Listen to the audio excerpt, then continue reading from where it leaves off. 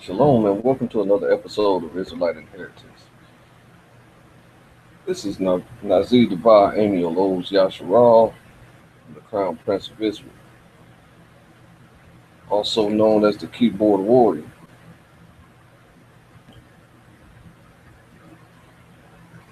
Today I want to continue the links on the Twitter communication that Karen Hude sent out, the public service announcement that she sent out. We have been reading this document here, the International Financial Institutions: A Call for Change. It was a report to the Committee on Foreign Relations, the 111th Congress.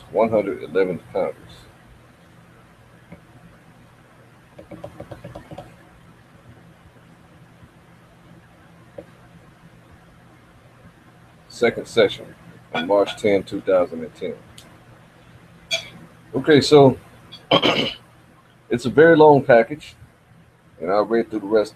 I'm going to be reading through the rest of it later this week on my own. But we've gathered so much information from it, and I'm going to condense the rest of the information into one show. All right. So this is what we've been reading the past couple of shows, and what it does is show us how we should run our treasury. Okay. So currently, the Swiss bank runs all world banks, including the World Bank, IMF, all the multilateral development banks, and every bank in your city.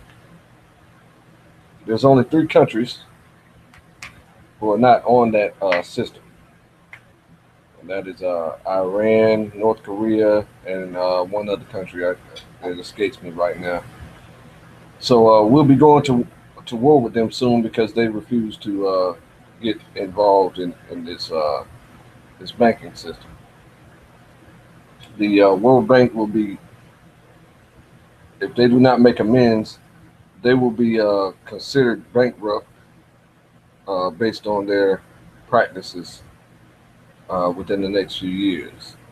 So that they have to either upgrade their practices, their oppressive practices, or uh, the BRICS countries are going to invade the banks and confiscate their resources. Okay, so now,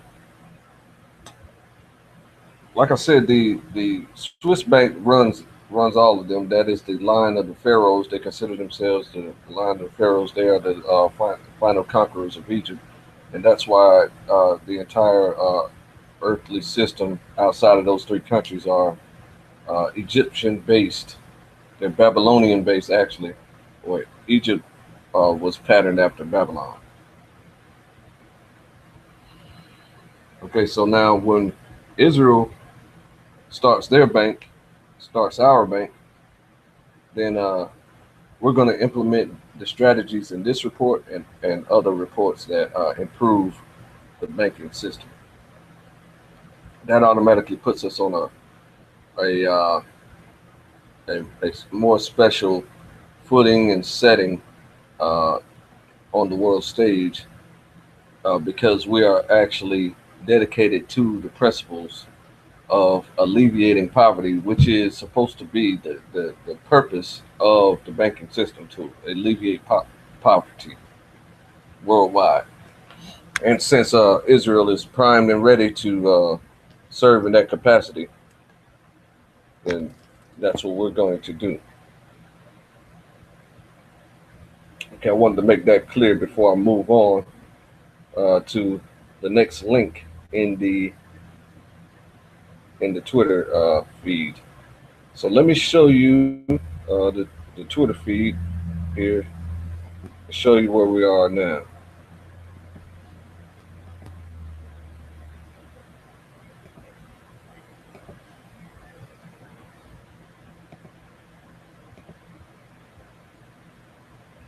Okay, This is the Twitter feed. It's called Question and Answer on Gold Coming Out of Hiding. In part 2 or 3 of this series, in the brainstorm of putting together a proposal to retrieve our family heirlooms that are in this inheritance. The entire inheritance is our family heirlooms.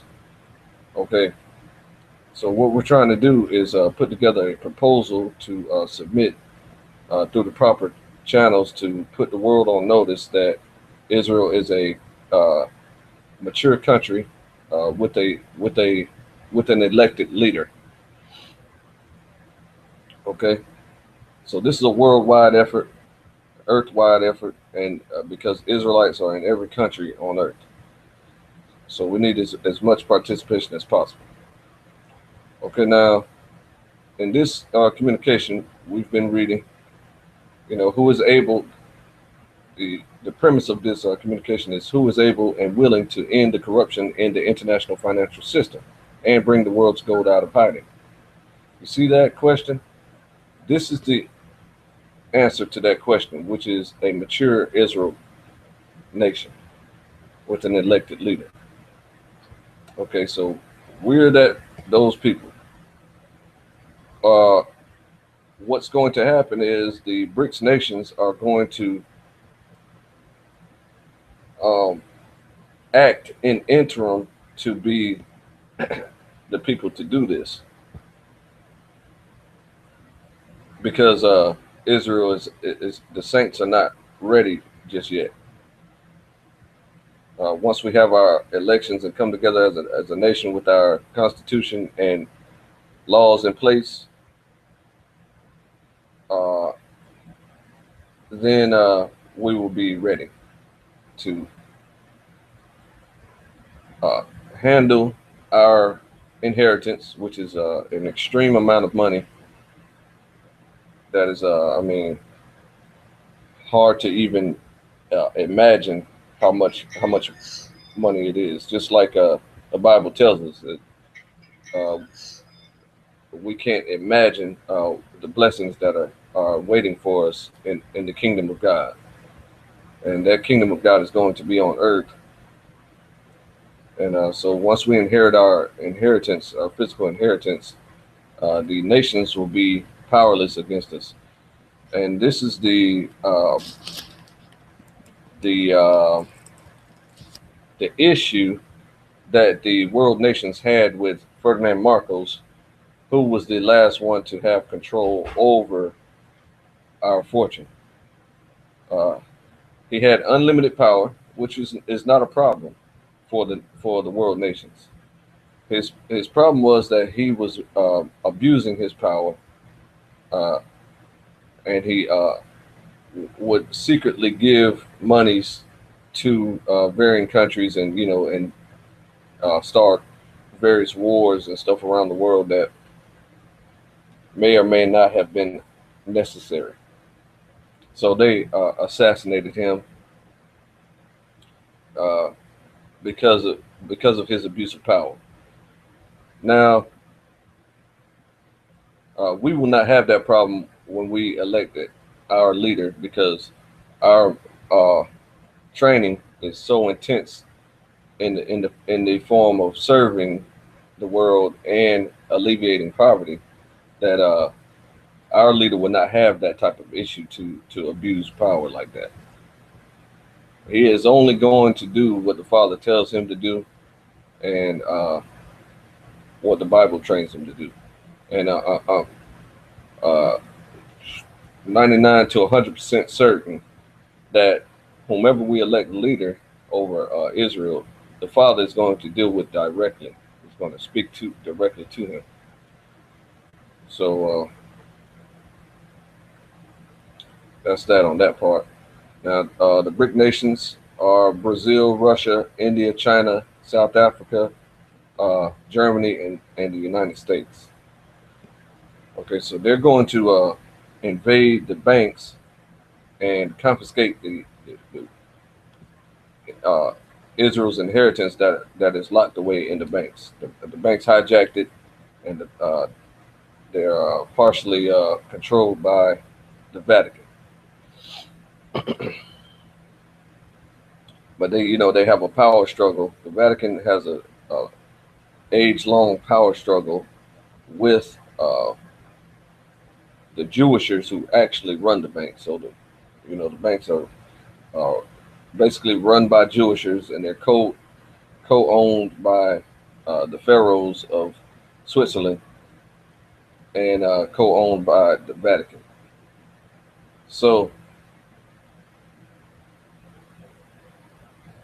that is those three power struggles are just partial of the power struggle of the governments of the world around the world, and why you see wars around the world, because they're trying to get control of Israel's fortune, and every time they try to deal with it, uh, mayhem breaks out.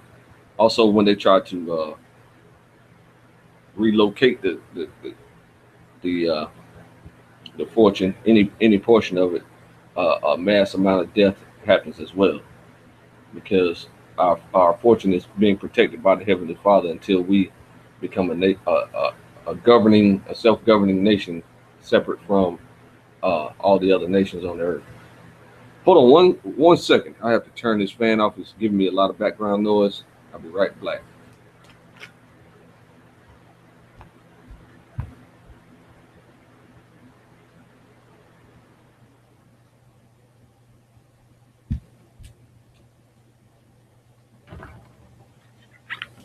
Okay, see, that didn't take long. Now, we've been reading through this Q&A and learning a lot in the series. And so we ended up right here. And that is the IFI that I just showed you in the beginning of this program. So I'm going to go to the next link here in the chain and see what we can learn.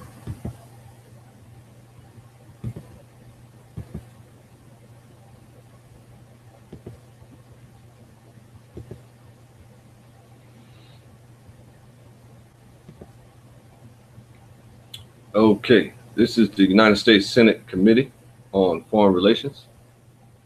Okay, this is the site that has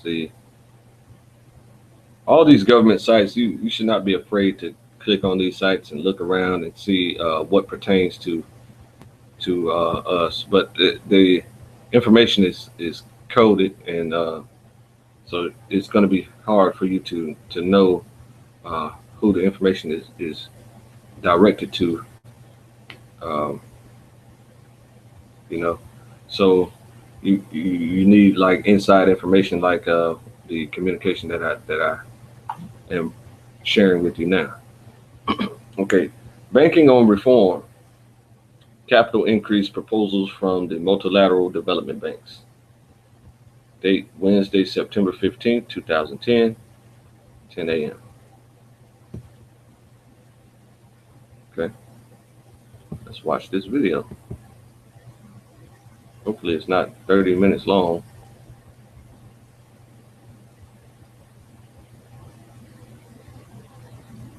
Unable to play the media you selected.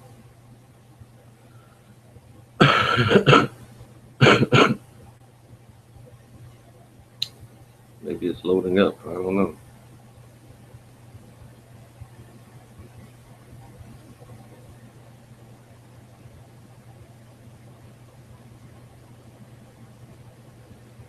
Yeah, it's a bit too long. 2 hours. But I encourage you to go and learn these things. Study these things. I'm going to be watching this video tonight to see what they're talking about. And this link is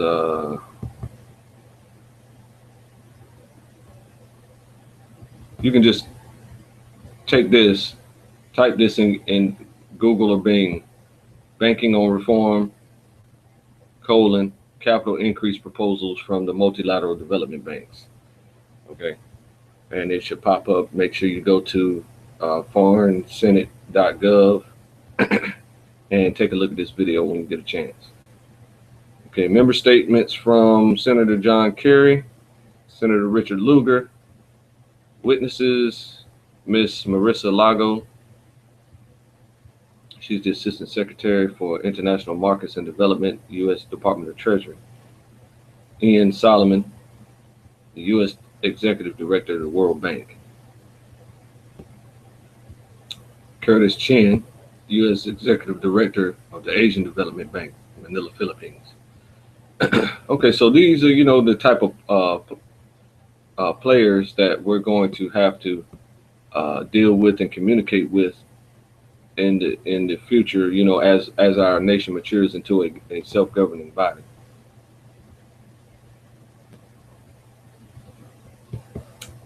Okay, the next link. Oh, this is something that we learned in episode 14 and 15, the Extractive Industries Transparency Initiative.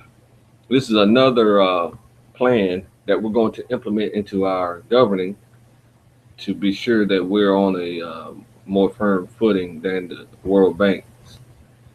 So we're going to put ourselves into a position that rules over the banks. So China has recently taken that position. China bailed out Russia out of their debts, and so now China, that is unusual for a government to do something like that, because the World Bank and the International Monetary Fund is normally the go-to banks in order to get a loan for a government in order to develop their countries. Okay, so for whatever reason, Russia did not approach the World Bank and IMF, or they were turned down by the World Bank and IMF. I don't know the details of it. And in any case, Russia did not work with the World Bank and IMF, which is run by the Swiss bank. Now, China stepped in and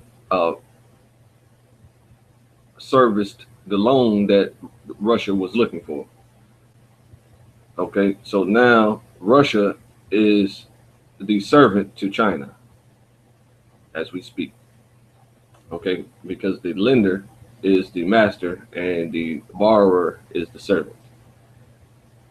Okay, so they're already allies as it is.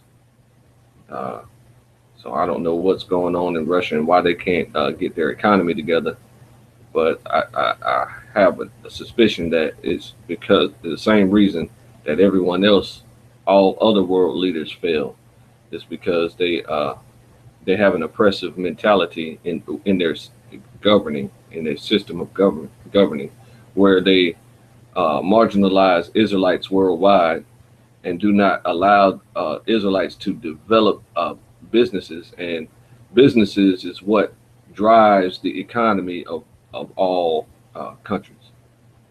Okay, so with business development and scientific development and things like this being stifled and purposely oppressed, and you see, then the development is stagnated, and the country does not advance as it should. So they're not investing in the people, and their lack of investing in the people and merely investing in prisons and many different ways to corrupt the people in order for them to sin willingly causes the countries to become indebted to other countries. Back and forth. They just keep borrowing from each other and trying to pay it off. But it is very difficult for them to manage that cycle, and they're just creating a worldwide debt that is unpayable, and for the reasons that I just mentioned, that they oppress too often, and then when they attempt to correct it, they are tricked by the reports from the various entities within their countries that are supposed to report on the progress and effectiveness of their goal to alleviate poverty. So they just lie to them, and the uh, the accountability office of each uh, government just kind of believes the reports. Okay, so that's why they wrote the IFI that we've been reading the past three shows, in order to improve the transparency and accountability of uh, the mission of alleviating poverty, because they have seen very, very late, 70 years later, 70, 80 years later, they realized that poverty is not going away, and it actually has increased. So they finally realized that uh, there has to be something wrong with the reporting. The reporting can't be accurate. Okay, so this ETI standard here is one of the plans that we're going to utilize in our banking system. Okay, I'm going to move on to the next link now. Just wanted to show you that.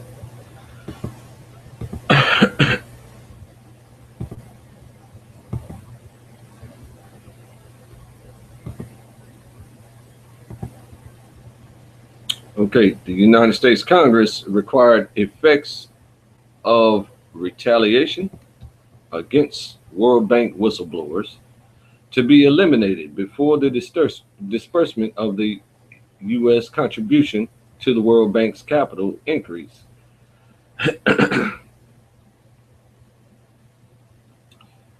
Okay, so they want to stop the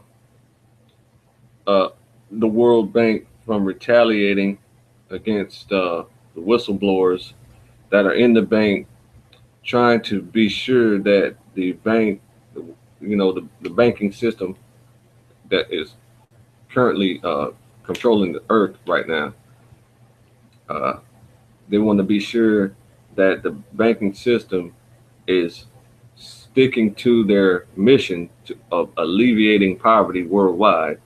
And then so the people who work for the bank, uh, for lack of a better term, they wake up somewhere down the line of them working there, and they become what's called a whistleblower, which is a snitch on the World Bank, uh, reporting to authorities that the World Bank is purposely being negligent and defaulting on their mission of alleviating world poverty. Okay, Karen Hudez is one of those whistleblowers, and there are many of them. And so the retaliation that they're speaking about is, the intelligent people who kind of follow the semi-conscious community and the true conscious community of the Israelites have heard that about the numerous banker deaths. I mean, I can look that up really quickly just to show you yourself if you're unfamiliar with it.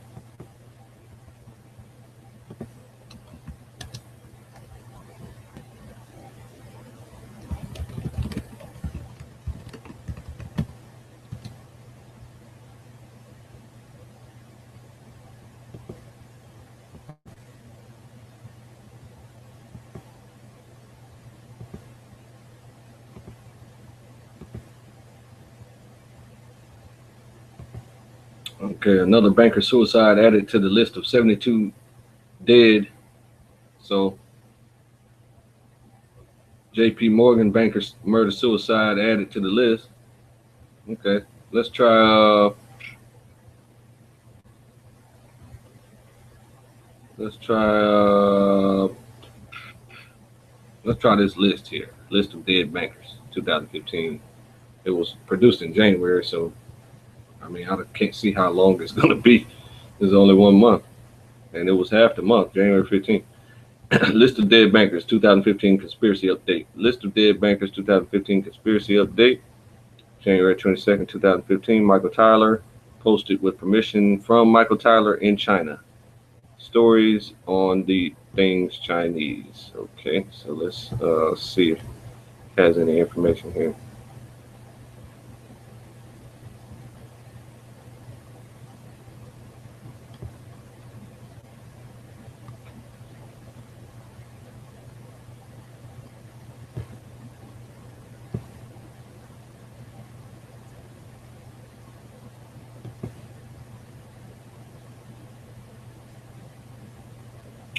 Okay, having had to spend too much time on YouTube recently has led to the accumulation of the latest and most credible conspiracy theories.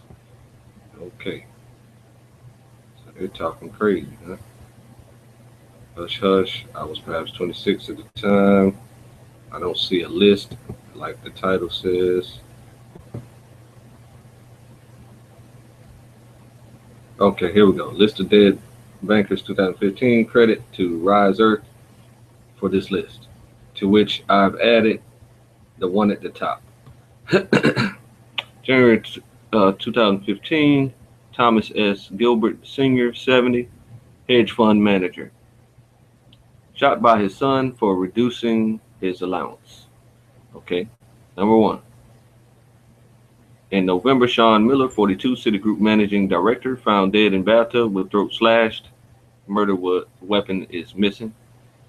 Number two, October, Edmund Riley, 47, a trader at Midtown's Vertical Group, threw himself in front of a speeding Long Island Railroad commuter train. Reference, okay, 3 January, William Bill Brocksmith, 58, hung, possible suicide. Reference, okay, so they're giving the reference to their reports. In June, Richard Gravino, 49, application team lead, J.P. Morgan, sudden death, cause unknown, pending. Number 5, in June, James McDonald, president and CEO of Rockefeller and Company, apparently self-inflicted gunshot wound. Okay, so, that's a recognizable name, Rockefeller, and, you should recognize J.P. Morgan as well. Number 6, May, Thomas Shinkman, 42, managing director of global infrastructure, J.P. Morgan, sudden death, case unknown, pending. Number 7, in May, Nassim Mubin, assistant vice president, Zebia TL Bank, Islamabad, suicide jumped. Okay, in May, number 8, Daniel Leaf, senior manager at the Bank of Scotland, Saracen Fund Managers. Okay, so Saracen is a recognizable name for people who study paper bulls, because Saracen is used in one of those paper bulls. Okay, he fell off a cliff. Oops. Number 9, May. Nigel Charvin, senior relationship manager at Ulster Bank, managed portfolio of distressed businesses, accidental drowning. 10 April, Lydia, no surname given, 52, Francis Bread Bank Populaire, suicide jumped. Number 11 in April, Lee Wan Jinhao, 49, non-bank financial institutions supervision department of the regulator, heart attack. Number 12, April, Benedict Philippines, director manager, bank and St. Nicholas, shot. 13 in April, Tanji Dewberry, assistant vice president, Credit Suisse, house fire. 14 April, Amir Kess, co-founder and managing director, Mark Stone Capital Group, private fund, equity fund, cyclist hit by a car. 15 April, Jürgen Frick, 48, Bank Frick and Company, AG, shot dead. 16 April, Jan Peter Schmidtman, okay, former CEO of Dutch Bank, ABN AMRO, possibly suicide, shot. 17 April, Andrew Jarzik, Assistant Vice President, Commercial Banking at PNC Financial Services Group, missing and dead. Hold on 1 second here.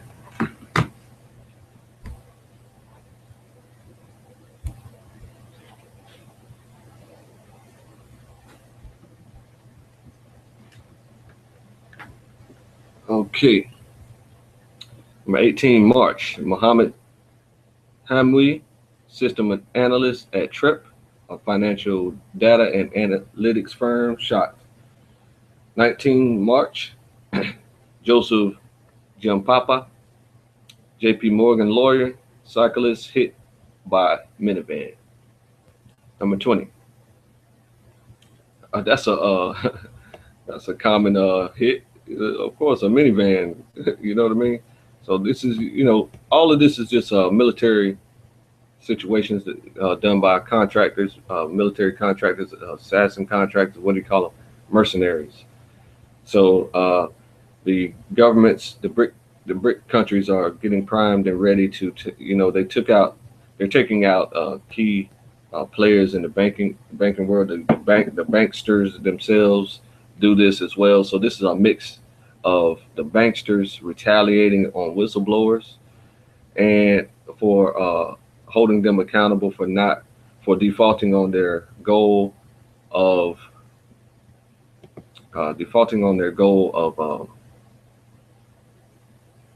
alleviating poverty. And also this dead list is the world governments going in and assassinating the people who are controlling the banks, who are killing the whistleblowers.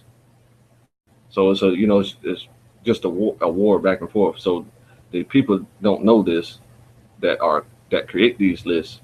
So they're just listing the facts, which I just told you a fact, but they're listing what can be proven and documented.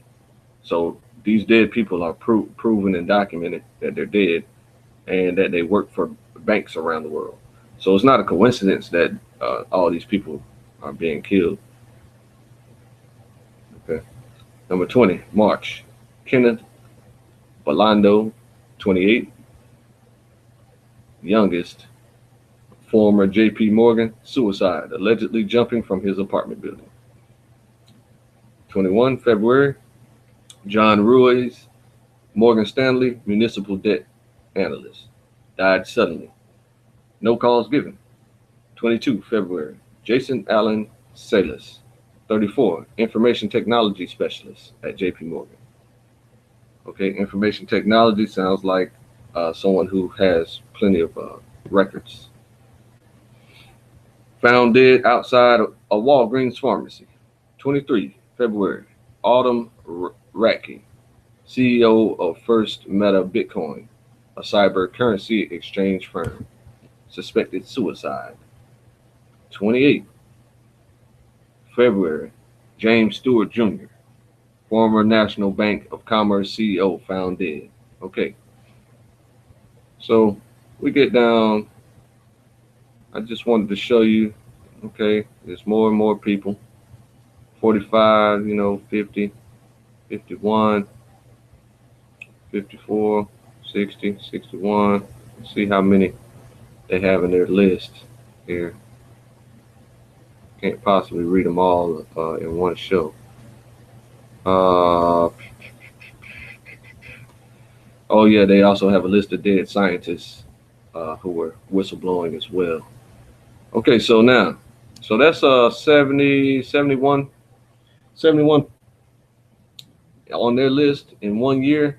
So either banking is a highly dangerous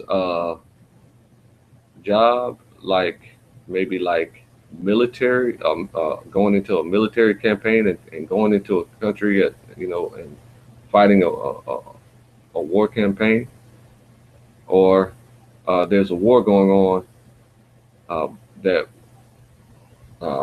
most people aren't really aware of. Now, people that keep up with this kind of stuff and keep up with politics and current events and stuff like that pretty much understand what I'm saying. So this is nothing new. It's not anything spectacular. I'm not going to be assassinated for telling you uh, this very well known information. Okay, so all right, so let's go on to the next link here.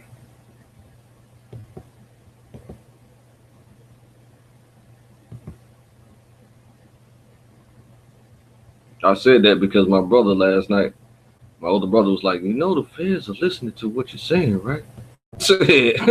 I said they don't give a damn about what I'm saying.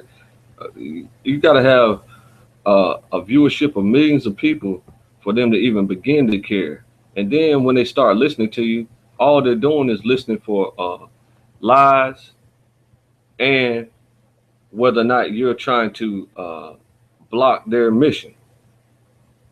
Their mission is to have a one world government.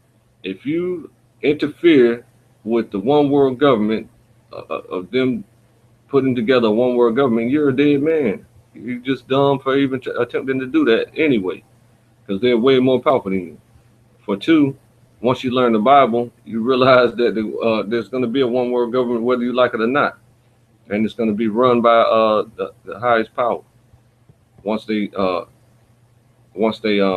accomplish their goal, and that means that they have to get North Korea and Iran and other countries like that on the system as well in order for the government to be a one world government, which they haven't done so far, but they're trying to get there.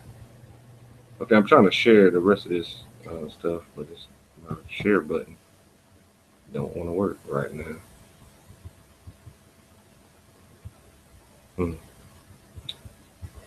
Okay. Share. Screen share. Come on, bro. What I ain't doing. Just bear with me for a second. Fast forward about 2 minutes for whenever you get a chance there.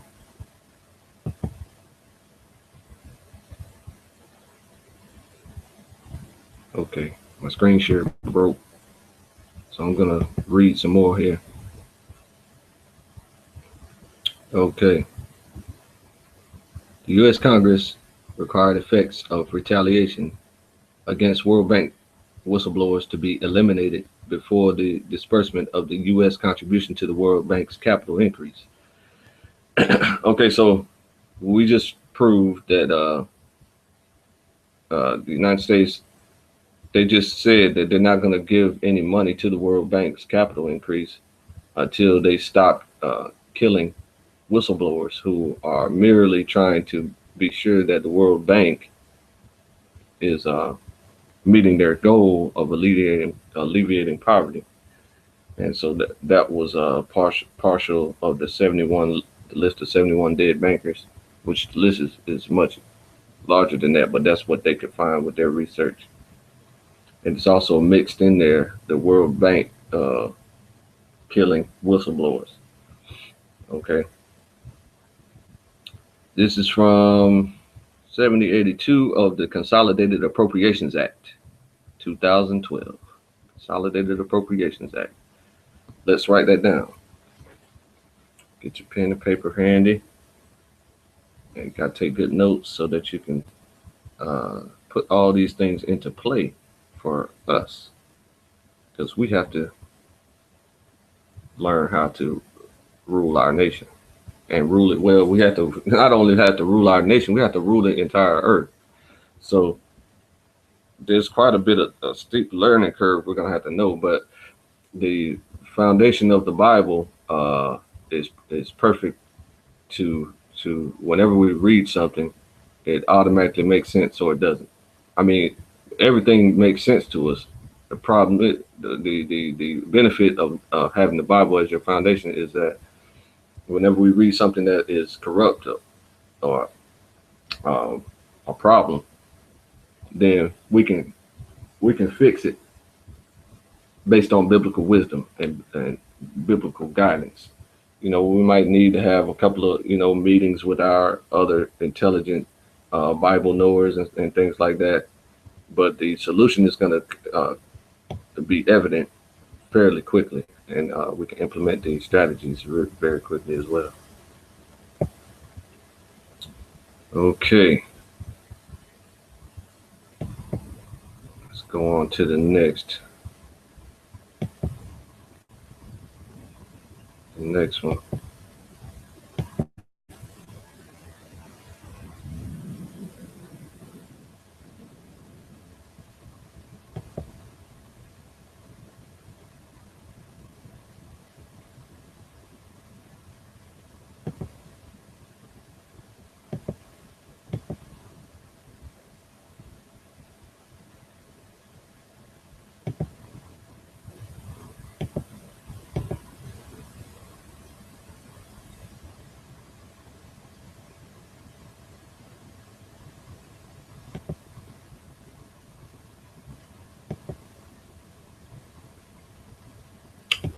Okay, no screen sharing this show. Great. All right. What do we have here? The U.S. Congress requires, okay, U.S. the Consolidated Appropriations Act, okay, and that's what I just pulled up. Just pull up Microsoft Word.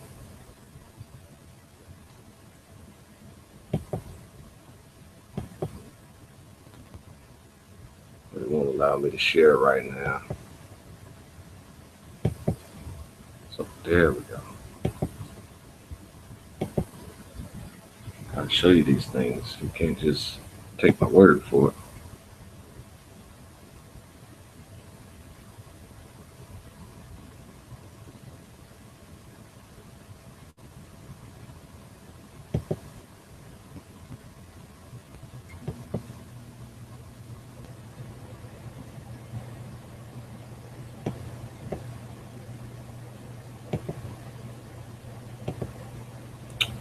Okay, what's this say? Let's see here. Section 7082 of the Appropriations Act. Let's check this out.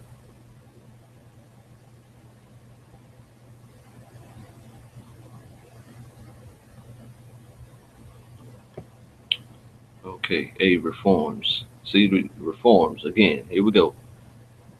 All they want you to do is improve your governing skills. And since they gave their power and governing skills, the governing trust to the Swiss bank and who started the World Bank and IMF, then that's how that goes. That they want them to improve because every world leader realizes that the prosperity of the country causes longevity of the country, causes peace of the country, and, so that there won't be any civil unrest and things of that nature. It won't be, because starvation causes civil unrest, and so they want their empires to last as long as possible. But the people who care to rule have historically been corrupt people, and corrupt means racist towards Israelites.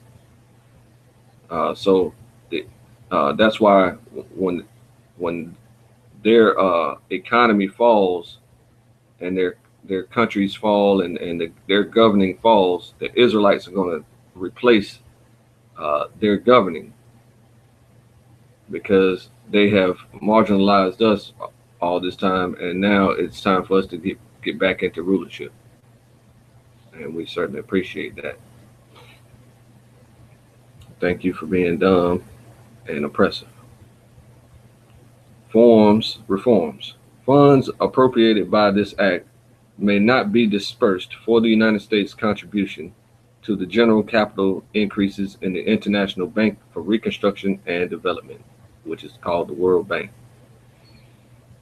The African Development Bank, it's called AFDB, or the Inter-American Development Bank, which is called the IDB, until the Secretary of the Treasury reports to the committees on appropriations that such institution, as appropriate, is making substantial progress towards the following: implementing specific reform commitments agreed to by the World Bank and the African Development Bank as prescribed in the Pittsburgh Leaders Statement issued in the Pittsburgh G20 Summit in September 2009 concerning found finances, effective management and governance, transparency and accountability, focus on core mission and results. Number 2, implementing specific reform commitments agreed to by the International Development Bank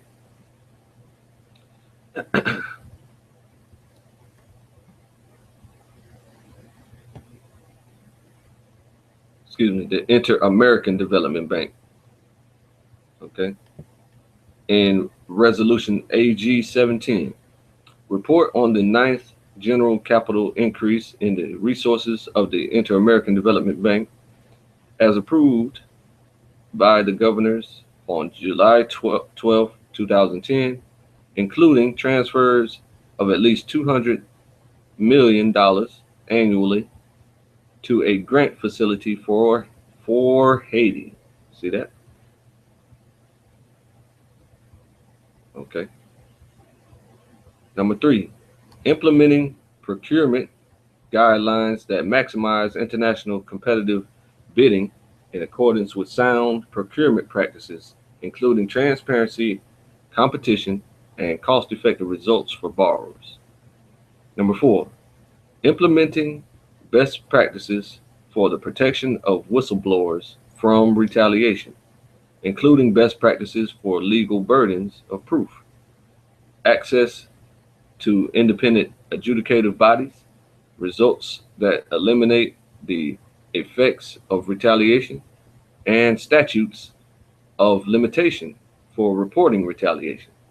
Number 5, requiring that each candidate for budget support or development policy loans provide an assessment of reforms needed to budgetary and procurement processes to encourage transparency, including budget publication and public scrutiny prior to loan approval.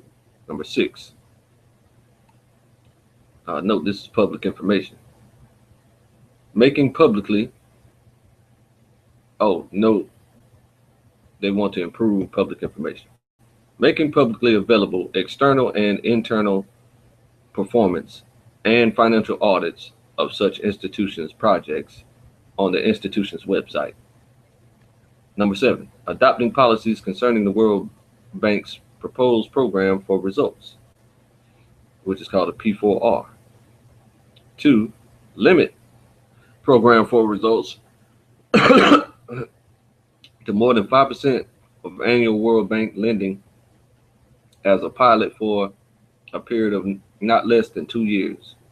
Require that projects with potentially significant adverse social and environmental impacts and projects that affect indigenous peoples, see that? They're focusing on indigenous peoples, are either excluded from program for results or subject to the World Bank's own policies. Require that at the close of the pilot, there will be a thorough independent evaluation with input from civil society and the private sector to provide guidance concerning next steps for the pilot, and fully staff the World Bank's group's integrity vice president. See, vice presidency with agreement from borrowers on the World Bank's jurisdiction and authority to investigate allegations of fraud and corruption in any of the World Bank's lending programs, including program for results.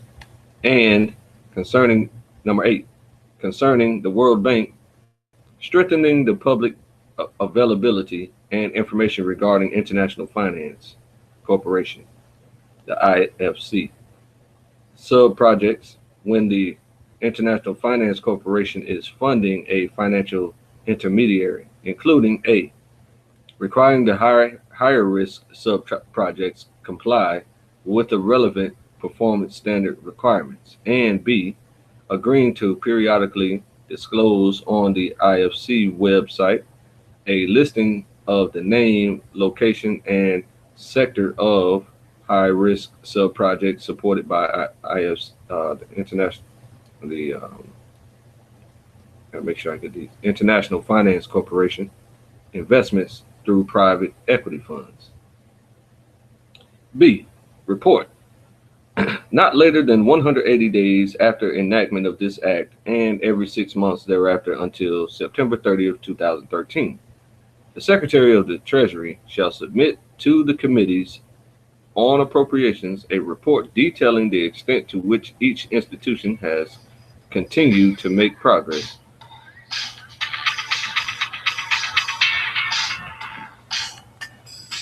on each policy goal listed in subsection A. Authority for replenishments.